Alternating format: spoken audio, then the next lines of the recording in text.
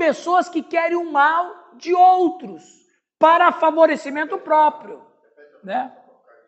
Então, a magia negra é buscada por pessoas que querem o mal de outros para benefício próprio.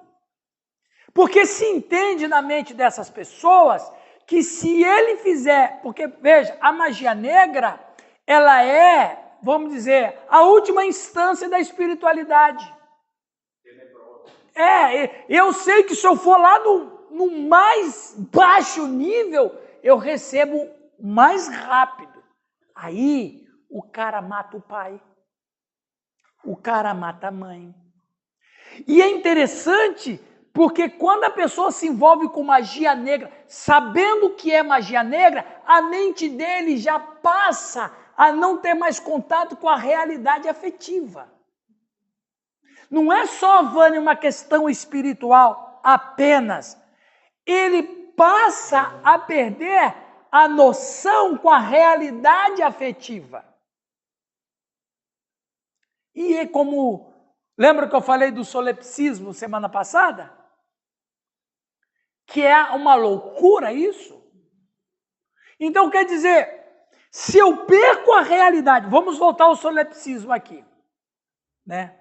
O solipsismo e preste atenção que coisa interessante, o solipsismo é aquela filosofia baseada em René Descartes. Não sei se o Giovanni já estudou sobre isso. Não, o solipsismo. O que é o solipsismo? O solipsismo é o seguinte, qual é a frase magna de René Descartes? Qual é a base do pensamento cartesiano? Penso, logo existo. Então, o René Descartes, Giovanni, vai falar o seguinte, eu só enxergo o mundo a partir de mim porque eu existo. Agora, eu não sei se você existe. Eu existo porque eu penso, mas eu não sei se você existe. Então, se você não existe, Giovanni, eu posso bater em você. Eu posso empurrar você no abismo. Eu posso te esfaquear, eu posso dar tiro em você, porque você talvez nem exista. Percebe? Muito perigoso. Mas o René Descartes, ao mesmo tempo, ele como assim, Giovanni, como um antídoto para não descambar para uma violência nesse nível, Giovanni, ele vai criar uma verdade relativa. Como eu não sei se o Giovanni existe, eu não vou fazer nada. Vai que ele existe mesmo, eu estou... Percebe? Mas, de qualquer maneira, quando o cara entra em magia negra, ele quase que vai com um pensamento cartesiano. Eu posso fazer o mal para quem eu quiser. Ele perde a noção do contato com a realidade afetiva. O camarada, ele não existe mais amigo, não existe mais irmão, não existe mais pai. Se é para matar o pai, ele mata. Se é para matar o filho, ele mata, porque ele está querendo aquilo. Não importa o preço que vai custar. Só que vira um materialismo sem nenhuma relação afetiva mais. Só por uma necessidade. Porque se ele tem que matar o pai, Giovanni, ele não tem mais relação afetiva. É uma necessidade. Exato. Aí o que acontece? Quando ele se envolve com a magia negra, ele já não pensa mais como ser humano, ele pensa como um demônio. Ele passa a ser uma pessoa híbrida. Duas vozes falam dentro dele, a dele e a da entidade que ele está buscando. E a entidade à frente. E a entidade como uma voz principal. Lembra daquele filme do Homem-Aranha? Eu até chamo de maioral. Lembra do filme Homem-Aranha, que o que se transformou no Duende Verde? Ele conversava com uma voz dentro dele. Vai lá, ele não quer você, ele não gosta de você, vai lá e mata ele mesmo. Lembra que ele se torna violento porque ele escuta? Quando ele não escuta a voz, ele fica bom. Aquele filme, por mais que é um personagem em quadrinho, é um tipo de possessão demoníaca. Né? Aí ele escuta a voz e ele... Então, o que acontece, gente? A gente tem que ter cuidado, conhecendo isso, a gente pode... Ou esquizofrenia. Aí, o que vai decidir se é uma coisa espiritual ou uma coisa orgânica é impor a mão para orar sobre o cara. Botou a mão, o cara se abaixou, esquizofrenia. Botou a mão, o cara é demônio. Aí... É. Se beliscar debaixo da costela e dizer ai. Então, pessoal, quem se envolve com magia negra, ele perde a noção da realidade dele. Entendeu? Isso é muito importante saber. Continuando. Quando as pessoas em Éfeso conheceram a Cristo, trouxeram seus livros mágicos e queimaram publicamente como um sinal de que estavam trocando o poder sombrio da feitiçaria pelo poder santo do Espírito. Alguém pode ler Atos 19, por favor? Leia para nós. Deixa eu só ver onde está o... Algum tempo atrás, Sim. os demônios se manifestavam publicamente. Hoje parece que não tem mais demônios que se manifestam publicamente. Mas ele está... Sim, ele está camuflado. Atos 19. Atos, deixa eu achar aqui agora. 19. Lê lá, Giovanni. Isso, 19. Vamos lá, gente. Atenção, deixa eu calmar esse Pentecoste aqui. Deixa eu calmar esse Pentecoste, esse dom de língua. Deixa eu separar aqui. Vamos ouvir. Também muitos dos que haviam praticado as artes mágicas, reunindo os seus livros, os queimaram diante de todos. Calculados os seus preços, achou-se que montavam a 50.000 denários. Assim a palavra do Senhor crescia e prevalecia poderosamente. Preste atenção, 50.000 denários era uma fortuna. 50.000 denários, calculando um denário por dia de trabalho, 50.000 denários são 50.000 dias. 50.000 dias dá quantos anos? Vê lá, Romualdo. 137 anos. Veja bem, os caras queimaram 137 anos de trabalho. Uma fortuna incalculável. Não só para aquela época. Hoje no Brasil, um dia de trabalho está o quê? Uns R$80? 120? 120 vezes 50.000, vai dar quanto isso aí? Vamos ter uma basezinha. Os caras pegam em praça pública e queimam 6 milhões de reais de livros. Não, exato, sem contar que livro no século I era caríssimo. Vocês sabiam que em Éfeso tinha uma faculdade de magia? Sabia, Giovanni? Em Éfeso havia uma faculdade de magia, porque, pessoal, o ocultismo no passado era uma coisa tão assim, acontecia nas ruas, acontecia em qualquer lugar. Por exemplo, quando os apóstolos faziam milagres, eles nem se importavam muito, porque fazia parte da cultura deles. Então veja, os caras queimaram Éfeso, tinha uma igreja e era a igreja mais importante no mundo antigo. Era a igreja de Éfeso. A cidade de Éfeso, que tinha um templo para quem? Diana. E a gente sabe que a entidade em Diana era um demônio. Poderia até ser um súcubus. Vocês já ouviram falar do súcubus? Não. Súcubus e os íncubos.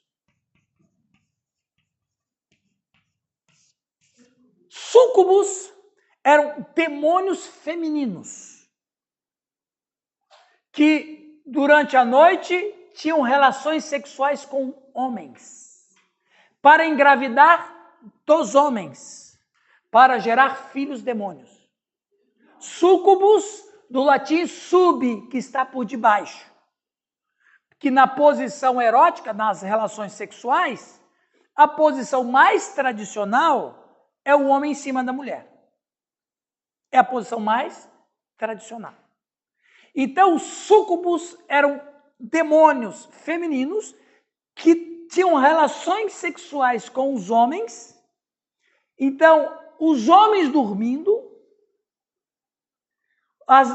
esses seres espirituais, isso eu não estou dizendo que acontecia, eu estou dizendo o que dizia a cultura oriental e europeia depois.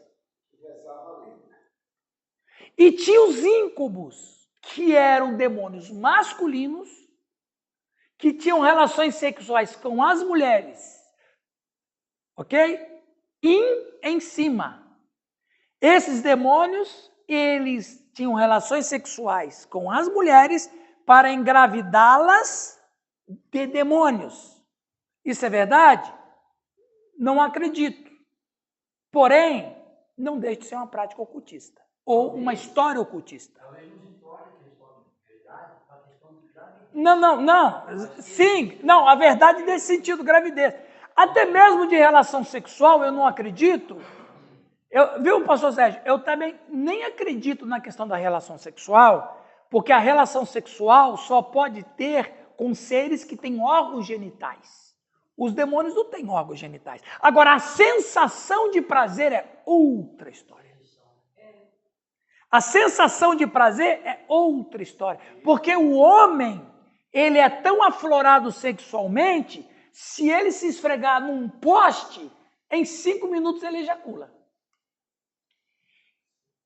Não é isso, doutora Leia? Mas é verdade. Então, agora, eu acredito que havia súcubos e íncubos, mas eu não acredito que havia relações sexuais, entende? Daí... O Giovanni gostou da matéria. Eu li vários livros nessa área do mundo espiritual e tal, certo. E existem muitos relatos de ex-bruxos, ex-feiticeiros, satanistas de altíssimo grau e nível, que relatam que sim, existe esse tipo de relação. Isso que você está falando bate com relatos de pessoas que vieram do mundo das trevas e hoje estão no reino da luz, no reino de Jesus. Então, mas agora é interessante isso. Uma coisa é relação física, sexual. Outra coisa é o êxtase espiritual, que muitas vezes, principalmente no mundo antigo, era tido até o próprio orgasmo feminino, né? A ejaculação e o orgasmo masculino era tido como uma espécie de porta do mundo espiritual, né? Para experiências sobrenaturais. A única maneira de um demônio ter relação sexual, vamos dizer assim, a única maneira de um demônio ter conjunção carnal é se ele tiver se apossado de um ser humano. Por possessão. Não por ele. Eu vou falar muito disso aí daqui a uns dias. Não pela essência dele. Agora,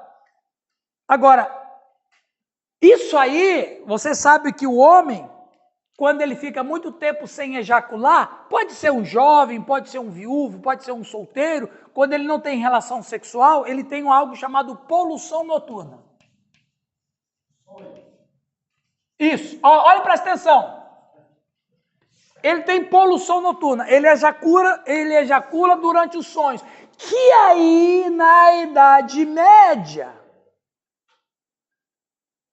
o sexo é um problema muito sério para o catolicismo, eles vão dizer que isso aí é pecado porque é súcubus. Entende? Que é uma coisa louca. Hoje a ciência diz o que é de fato isso aí. Mas na Idade Média, não. Então, assim, tem todos esses... Está vendo como é que é interessante? Tem todos esses trâmites espirituais. Sim. O que você fala da masturbação? Não é o nosso assunto aqui agora, né? Eu poderia até falar, quando a gente estivesse falando... Então, vamos o seguinte, quando a gente estiver falando... Vamos falar sobre sexualidade? Aí eu abro o verbo e falo tudo com vocês. Aí eu falo sobre tudo que você quiser. Mas aí não é. Não, se é pecado ou não. Não, isso aí... Eu fiz um pé de... como é que é? Podcast com o Joel Bandeira. Foi sobre sexualidade. Lá eu falo tudo. Mas aí, eu vou mandar o link para você.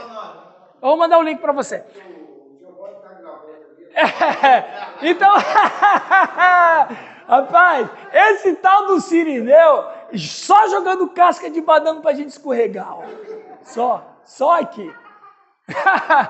Muito bem, então veja bem que na antiguidade o mundo era povoado de espiritualidade. Em Éfeso tinha uma faculdade de magia. Esses caras que se converteram e queimaram 6 milhões de reais de livros são os caras que vieram da mais profunda magia negra. E mais, olha que interessante. Éfeso era uma cidade mística, Romualdo, mística, extremamente mística. Tem uma igreja maravilhosa lá. Mas era uma cidade que tinha o trono de Satanás lá. Olha que interessante. Os mundos mediterrâneos, antigos e tardo-antigos, eram lugares estranhos onde a magia era uma prática diária comum, acreditada por milhões de pessoas. Os que acreditavam na magia usavam vários tipos de sistemas mágicos para se conectar com divindades politeístas. Eu quero falar dessa efígia gramata. A magia na antiga Éfeso era o sistema mágico mais popular e até se tornou a palavra diária usada para qualquer tipo de magia no antigo mundo mediterrâneo. Pessoal, a gente estuda muito sobre cultura grega, romana, que é maravilhoso, mas toda a cultura grega, romana, principalmente essa cultura, estava eivada de magia. É que a gente nunca fala isso na igreja. Quando você me falou hoje, viu, Oli, sobre os dons espirituais na carta de Paulo aos Efésios, o apóstolo Paulo, ele trata do assunto da magia de uma maneira muito velada. Porque a cultura de magia em Éfeso era muito forte. Sim, assim como a prostituição era muito forte em Corinto, a magia era muito forte em Éfeso. Ok? Então lá em Éfeso saiu uma literatura chamada Efígia Gramata, que é isso ali, ó. Asque, kataske, lietetraske, lixtetrax, damanenes, asio. Olha que interessante. Ó, Efígia Gramata, você sabe o que é, não é? Gramática, escrita. Efígia de Éfeso, uma escrita de Éfeso. São fórmulas mágicas gregas antigas atestadas a partir do século 4 ou 5 a.C., ou seja, na época de Paulo já existia a Efígia Gramata há 600 anos. Já estava muito arraigada na cultura popular. Seu nome deriva de estarem inscritos na imagem de culto de Artemis em Éfeso. Semelhante aos mantras do budismo e do hinduísmo, eles eram potentes para proteger aqueles que podiam falá-las corretamente, seu poder residido em seu som. Então, quando os camaradas, as pessoas, isso aí eles usavam diariamente. Eles usavam isso aí para se proteger, né? Então, eu fiz aqui uma anotação. Asque vem de askion, que é escuridão, né? Kataskion, luz ou brilho. Lix, terra. Tetrax, tetra. Tetra no grego a gente sabe, né? 4. Ele está falando das estações, né, do ano. E o damenon, sol. Então, ninguém sabia o que significa. Isso que é interessante. Ninguém sabia o que essas falas significavam. Mas se a pessoa pronunciasse corretamente o som delas, a magia acontecia na vida da pessoa. Eu não quero nem falar. Vai que eu falo certinho. Opa! Viu? Olha que interessante. Sabe qual é a diferença do ASCII e CATASCII disso aqui? Nenhuma. Porque o sinal da cruz é um sinal que vem da Babilônia, que servia para se proteger de espírito das trevas. Né? Na verdade, não é um símbolo cristão, é pagão. Você falou isso pra gente, né? Outro tópico interessante sobre a efígie gramata é que a maioria dos mágicos eram mulheres, enquanto quase todos os usuários ou compradores de magia eram homens. Muitas pessoas usavam magia para resolver seus problemas com negócios, problemas de relacionamento, competições atléticas e disputas legais. Eu fiz uma pesquisa e achei interessante que na Olimpíada, os caras usavam a efígie gramata para vencer. Os caras amarravam a efígie gramata no pulso ou no tornozelo para ganhar. Olha como que a própria Olimpíada está eivada de magia. A Olimpíada, e não acho diferente de hoje, viu? Não acho. A abertura é um culto, na verdade. Hã? Então, eu disse o que as palavras significam, mas ninguém sabia o que elas significavam. Você sabe as palavras, mas qual é a ligação delas? Escuridão, terra, 4 estações, sol. E aí, João? Aizon, eu escolhi aqui, Aizon é verdade, sim, só que não é grego ali já, é uma mistura de línguas gregas e outras línguas arcaicas, fala. Lix tetrax.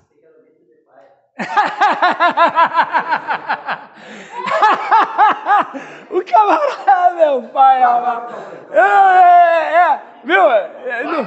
Vai, Corinthians! Olha que interessante. Viu? Você tem que ir para Efésio, tá? Profanando a aula. Já, não, viu só? Efígie gramata, que pode ser traduzida como palavras de Éfeso, foi uma das práticas mágicas mais populares no mundo antigo. Não, isso que eu já li. Eles foram usados das seguintes maneiras: proteção de si mesmo, mas com o tempo a esfera de proteção se expandiu e se tornou praticamente universal. Começa em Éfeso, mas como o povo antigo era muito supersticioso, eles exportaram a efígie gramata. Casamentos, o padre anda ao redor dos recém-casados, recitando a gramata de Efésio, que dará aos recém-casados proteção contra espíritos imundos e protegerá a fertilidade das mulheres. Então, o sacerdote que fazia o casamento dos casais, ele cercava os casal recitando Lix Tetrax. Como é que é o nome lá? Não, como é que é lá, Oswaldo? O nome dele é o Depai, né? Ia falando o Depai lá para proteger o casal, para não brigar e para a mulher ser fértil. Olha que interessante, pessoal. Eficaz contra espíritos imundos e possessões demoníacas. Cura, vitória atlética. Geralmente as letras eram escritas em acessórios. Amor, mudar o destino e a salvação de Ártemis. Anaxilas Cômicos, um poeta do 4º século a.C., fala sobre a efígie gramata como palavras poderosas que mantinham os males afastados. Suas palavras nos fizeram acreditar que efígie gramata era usada de forma protetora. As palavras citadas pelos mágicos eram completamente sem sentido. Eles acreditavam que o poder real da efígie gramata não estava no significado, mas no som das palavras. Tinha que recitar as palavras mágicas perfeitamente para se beneficiar delas. Em outras palavras, veja bem, o ser humano sempre quer se proteger do mal e de todas as formas do mal. Mas como é que ele vai se proteger do mal e de todas as forças do mal? Usando o mal. Sim. Existe a especulação da música que ela tem uma batida perfeita, né? Sim. Como em oferenda. Certo. Diz que hoje é usado muito isso. Seria mais ou menos esse som que emite, né? Porque tem um relato até de um próximo, um irmão meu, que ele participava das rodas de capoeira, Sim. uns anos atrás, e eles, enquanto eles não, na batucada, enquanto eles não atingiam a batida perfeita, ele não descia. Aham. E tinha que ser o som perfeito. Certo. Eles ficavam até 5 horas ali fazendo a batida. Sim. E a hora que a batida Era perfeita, a entidade chegava.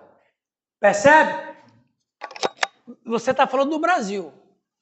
Nós estamos falando de Éfeso do século I.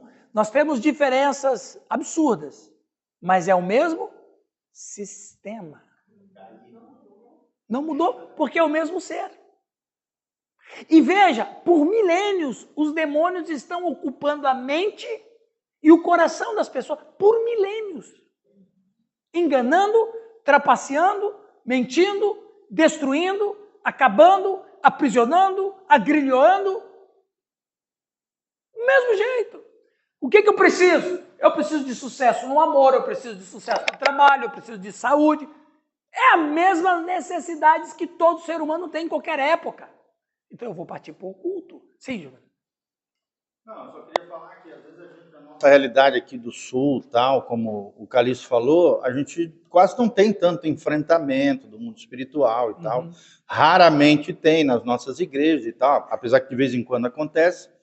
Mas em outras realidades, por exemplo, Norte, Nordeste, Bahia, Porto Alegre, ali que tem áreas bem pesadas de cultura de afrodescendência Sim. e religiões de matriz cultura africana, além de pagelância, feitiçaria, e todas as suas... Cartomancia. Exatamente. E todas as suas variações mágicas e de feitiçaria é muito comum. Então, a realidade lá é outra, né? Até porque o background cultural, histórico é diferente. Exato. A nossa formação aqui é uma formação mais europeia, né? Ou protestante, ou católica.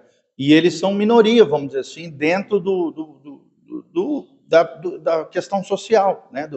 Então é menor o índice aqui. Sim. Mas não que não existam esses enfrentamentos, essas realidades, dependendo de lugares, como por exemplo o Maranhão, é um dos lugares que mais tem enfrentamento nesse aspecto. Mas por quê?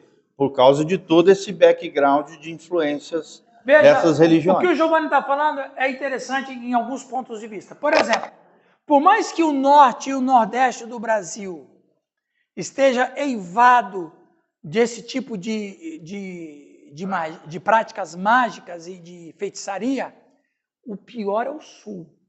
Não sei se você sabe disso. O Rio Grande do Sul, sim, no Rio, não sei se no Rio Grande do Sul, ele é o maior estado que pratica mais a feitiçaria e o esoterismo. Lá tem 18 tipos de espiritualidade. Tem a Umbanda, tem a Quimbanda, tem o Candomblé, que são os mais populares, que vêm de matriz africana. Mas os mais, eu acho que dentro da hierarquia espiritual, os piores são os bruxos, a Wicca, tem o ciganismo, tem a espiritualidade que veio do leste europeu. Sim, falamos de Florianópolis. Sim.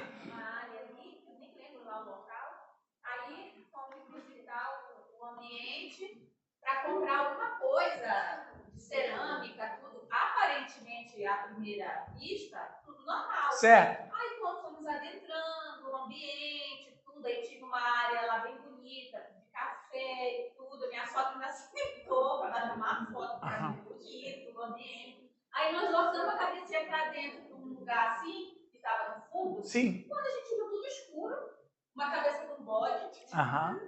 Mefistófeles. Simplesmente com a cabeça do bode. Aí depois vimos uma bruxa do outro lado, uma bruxa que lá bem comum na Ilha da Magia, né? Sim. Uma bruxinha lá, essa é a bruxinha bonitinha, né? Ela tinha bonitinha, que ela era feia. Aí bonitinha, tudo, mas aí a cabeça com bode, aí mais um preto velho, sempre é uma misturada. Sim, são vários, é uma mistura. Escura assim, aí meu Deus, aí não tinha comprado nada. Aí eu disse, meu Deus, mas assim, a princípio, normal. Aham. Aí você vai adentrando o ambiente, Sim. mas assim, estava aberto. Também, se qualquer um quisesse entrar, entrava. Uhum. Uma Mas- coisa assim, normalizada. Nós falamos de Florianópolis semana passada aqui, Sofia, que ela é a Ilha da Magia, que é a sede mundial dos bruxos. Os caras vêm do mundo inteiro. Então, o sul aqui da nossa região é mais norte do Paraná, é menos denso. Mas se você descer no mapa, é muito forte. Alguém perguntou por quê, né, Di? Porque, veja bem, o sul foi muito colonizado por europeus. Toda essa gama de, por exemplo, onde tem polonês, onde tem italiano, essa turma vieram para o Brasil, mas trouxeram suas crenças. Entende? Por exemplo, nós estávamos falando, eu estava falando, acho que com o Sérgio ali, o assado, né? Esse é o Fritz e aquele é o assado. Então, o Halloween, ele tem origem 3.000 anos atrás entre os celtas, que são os irlandeses hoje. Então, a origem é lá. Então, essas pessoas que vieram, trouxeram as suas crenças e se alojaram no sul do Brasil. Eu morei no Rio Grande do Sul 4 anos e meio. Um dia, em fevereiro de 2009, eu estava em minha casa, era 10 horas da noite. Eu recebi uma ligação, não tinha celular, telefone fixo. Um irmão falou, pastor, você pode vir na minha casa aqui hoje? Eu falei, mas hoje? É hoje, eu preciso de que você venha hoje. Puxa vida, 10 horas. Não vou lá. Pastor, é 24 horas, né? Eu fui lá, morava perto de casa, eu fui lá. Aí ele falou assim, pastor, eu e minha esposa precisamos falar com você. Eu falei, ixi, a coisa é séria, será que eles vão se separar? Vivia brigando, né? Aí ele falou assim, pastor, é o seguinte, tem alguma coisa acontecendo nessa casa. Essa casa é nova, a gente construiu, tem ela 1 ano. Mas está acontecendo umas coisas estranhas nessa casa. O que está acontecendo aí? Aí ele foi me contando. Cada coisa assim. Nós estamos aqui na sala assistindo TV, eu e minha esposa.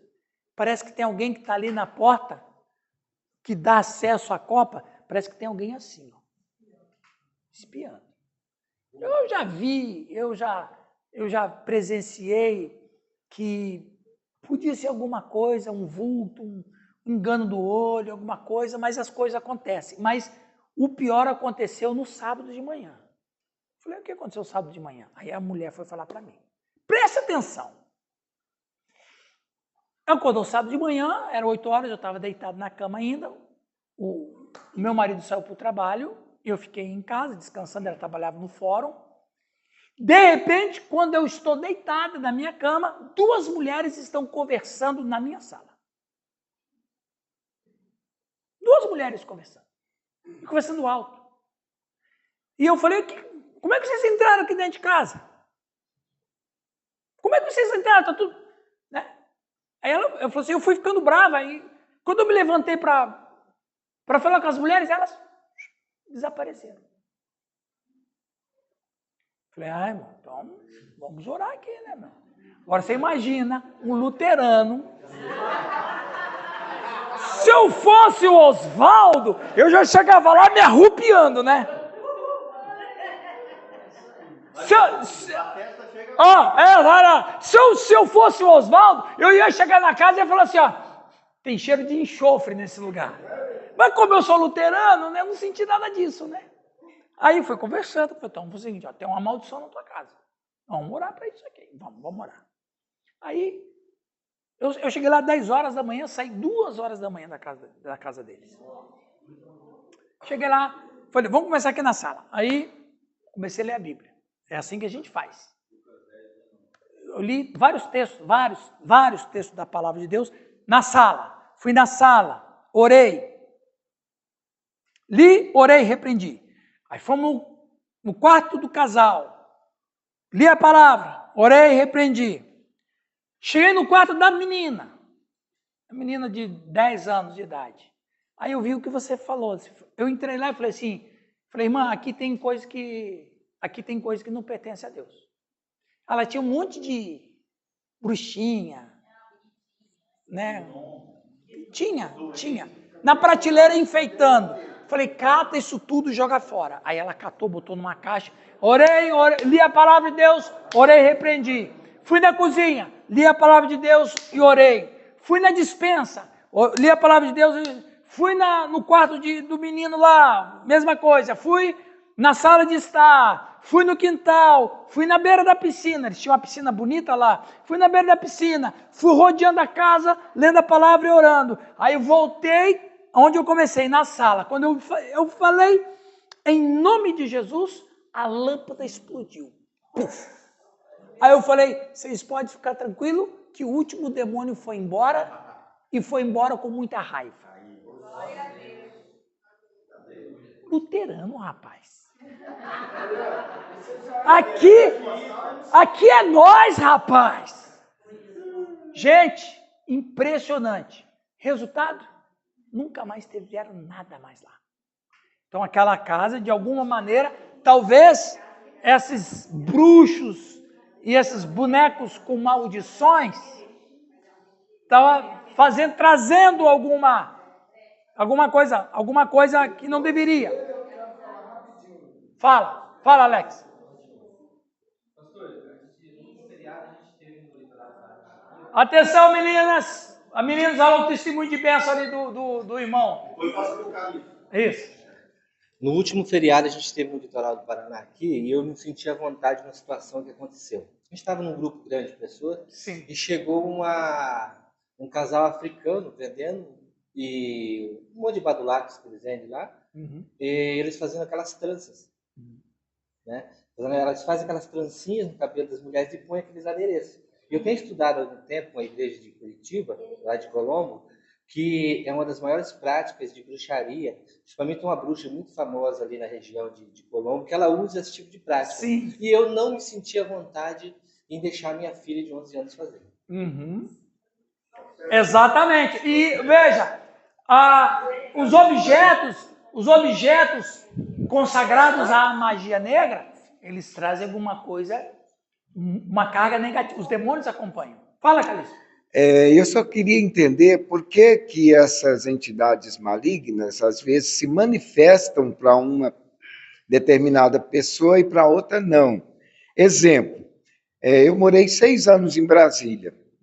E lá, também é bem místico. Isso, lá tem o Vale do Amanhecer. Que Você tem sabia, só um parênteses, que o desenho de Brasília é a fênix? Não é, Bia? A ave que surgiu das cinzas. De onde? Qual cultura? Legal. Não. Egípcio. Dos descendentes de Cuxi. Continua. Aí eu aluguei uma casa e depois de um ano, toda casa que eu entro, eu tenho o costume de orar e ungir, repreendo tudo, né? E eu viajei, deixei um rapaz não evangélico vigiando a minha casa, muito amigo da gente. E aí, 2 dias que ele ficou na casa, ele ficou apavorado, saiu de lá correndo. Disse que o fogão acendia sozinho e apagava, a fechadura da porta ficava mexendo, e ele via coisa. E eu nunca vi nada naquela casa, eu morei 5 anos lá. Uhum. E interessante, e ele falou, não, essa casa tem alguma coisa. Sabe o que é assim, pastor Calixto? O Sérgio ele quer falar. Quer falar, senhor? Testemunho. Tá. Então assim, irmão, o que é no Senhor, o maligno não toca. O maligno não toca. Ele pode assustar, como assustou essa família. Mas ele não pode fazer mais nada do que assustar. E ele, inclusive, ele falou assim, não, pastor, eu vou vender. Eu falei, quem deu essa casa para você? Ele disse, foi Deus. Se foi Deus que te deu, não é você que tem que sair daqui. É o mal que tem que sair daqui. É lógico. Acabou. Então... E o senhor permitiu essa baderna toda para ele jogar fora a base legal que estava ali. Exatamente, não. Infiltrados lá. Vai, Sérgio. O testemunho da minha esposa. Lógico que eu não conhecia ela, né? Eu conhecia ela quando jovem, mas ela tinha 6 anos de idade, toda a família mexia com a magia branca, que é a mesa branca kardecista. Sim. lá em Rolândia. Aí os pais, né, a irmã dela médium, a irmã dela ia para o catolicismo, fazia os terços e ia para o centro receber espírito. Adorar a Deus e a Baal. Aí levaram a Roseli, quando tinha 6 anos de idade, lá, como as crianças iam, naquele dia, o pai de santo lá ia fazer o passe para as crianças, bater a mão na cabeça 3 vezes, com um livrinho, talvez seja cipriano, não sei. Sim. Né? Pode ser. Pode ser que seja. E aí ela entrou na fila com as crianças, a irmã dela de longe, só observando. Quando ele chegou na vez dela, o senhor pulou ela. Opa! Pulou e passou para outra criança. Foi fazendo. Ela olhou para a irmã dela e falou, a mãe dela, entra na fila de novo. Ela entrou isso é o testemunho dela, não acompanhei. Né? Aí ela entrou 3 vezes. As 3 vezes ele pulou a minha esposa. Sim. Pulou a cabecinha da Roseli, de 6 anos de idade. Você veja a irmã médium foi a perguntar, ô senhor fulano, por que você pulou minha irmã? Olha, pega a sua irmã e leva para uma igreja evangélica, porque aqui não é lugar dela. Eu não posso pôr a mão na cabeça dela. Você vê? 6 anos de idade. Então, você vê, quando você vê essas coisas acontecendo, pessoal, nós vivemos num ambiente cheio de espíritos malignos. Alguns ele consegue vitória, outros ele não consegue. Mas nós estamos permeados. Nós estamos aqui falando, com certeza estão nos escutando. Sim.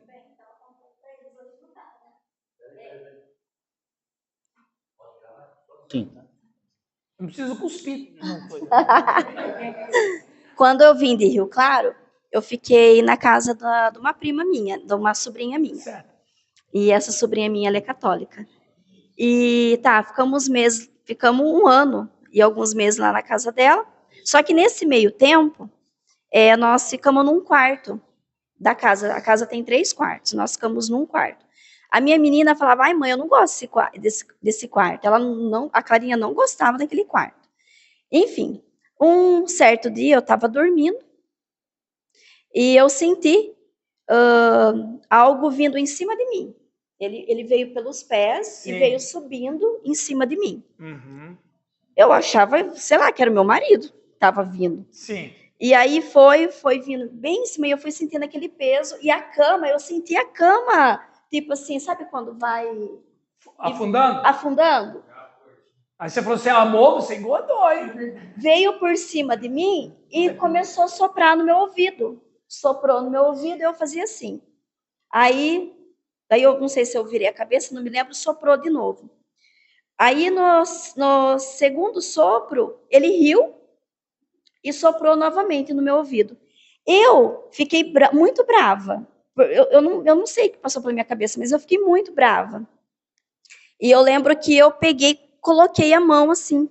Aí eu peguei aqui, ó. Sim. Como a gente coloca essas unhas aqui, né, e machuca.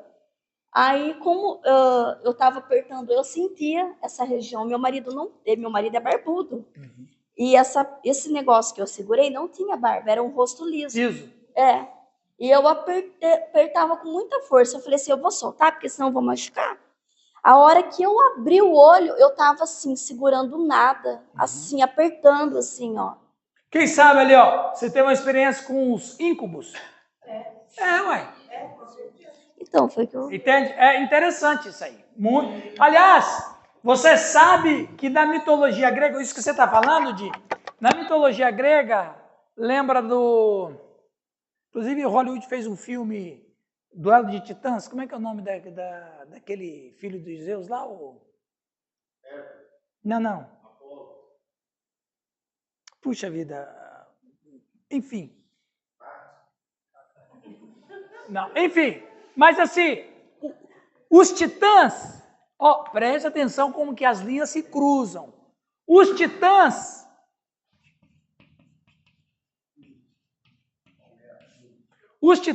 eram filhos de deuses com humanos. Não, eu esqueci. O Hércules era um titã. Mas tem esse outro. O Zeus teve relação sexual com a mãe, esqueci o nome dele agora. Me esqueci o nome, não vou lembrar. O Zeus teve relação sexual com essa mulher, ela engravidou e teve É só você procurar no filme lá, o Titãs, Duelo de Titãs. Não, não é Afrodite, não. É um caso de súcubos, de íncubos.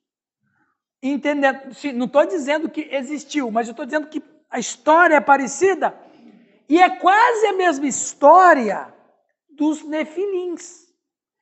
Que eu... É Duelo de Titãs, uma coisa assim. Não lembro. Pessoal, minha humilde opinião. Eu não acredito mesmo que os nefilins eram anjos caídos,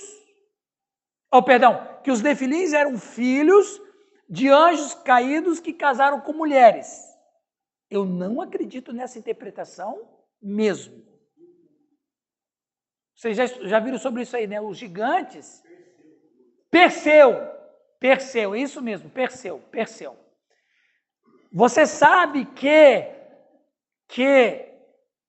a interpretação dos gigantes eram os nefilins, que eram frutos dos anjos que caíram e que olharam para as mulheres formosas e casaram com elas. Eu não acredito. Para começar, isso está mais para uma interpretação de súcubos e íncubos do que para uma questão bíblica. E outra questão que eu não acredito. Anjo não tem aparelho reprodutor. Não, são completamente assexuados, sejam os anjos bons ou maus. Então, interpretar que os gigantes que haviam na terra, os nefilins, eram frutos dessa, eu acho uma coisa assim, pagã, minha opinião. Eu acho muito pagã essa interpretação. Mas lotado. É pagã esse negócio aí. Claro que não há possibilidade alguma. Como que anjo tem sêmen, gente? Não é possível isso. São seres espirituais. Agora, quando a gente começa... Por isso que você vai estudando, você vai vendo que as coisas vão se conectando, entendeu? Com o paganismo. É impressionante, gente.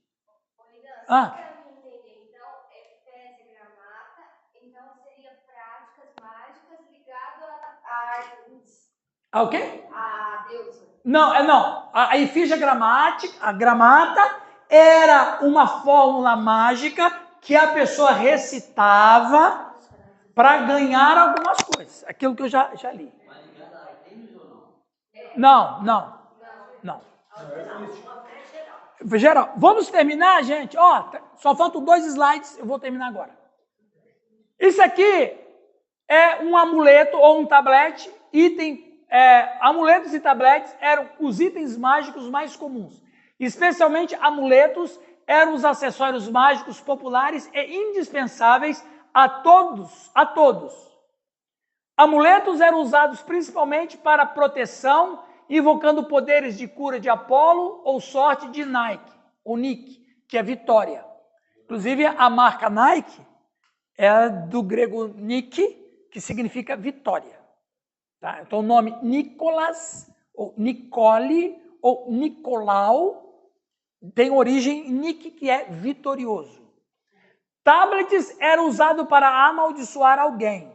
Nós os encontramos principalmente escondidos em túmulos ou casas de vítimas desconhecidas. Isso aqui era um tablet, não esse do Giovanni, era um tablet que eles usavam para amaldiçoar ou abençoar.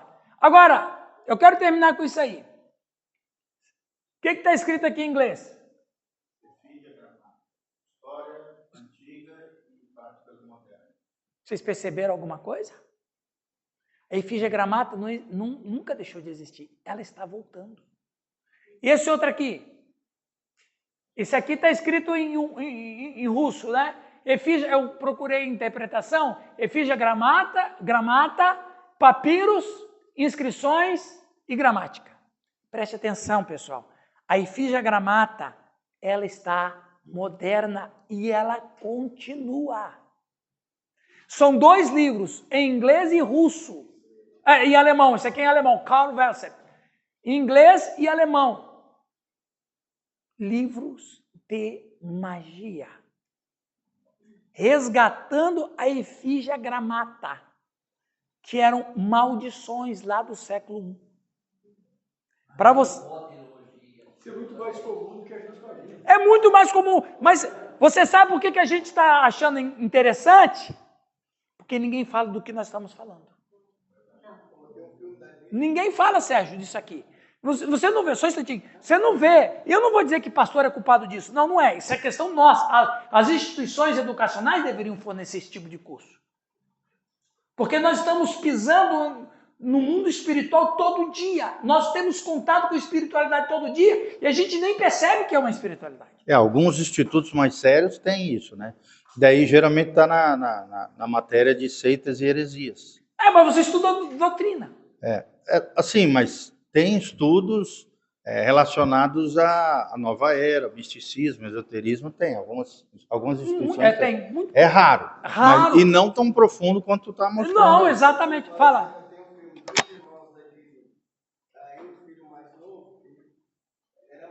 A magia era muito comum. E daí foi acabando, aí esse moleque acha, aí o segredo está na dicção perfeita. Exatamente. Para que o negócio aconteça. Ele consegue, e o pai volta à vida e ele tem um dia até o pôr do sol com ele. Veja, pessoal, olha que interessante. A magia maldita continua na história.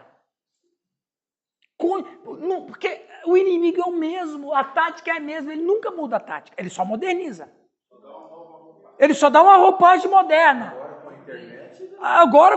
Então, pessoal, esse é um tipo de curso que a gente precisa ter para a gente poder passar para as pessoas. Porque nós estamos vivendo dias assim. Amém?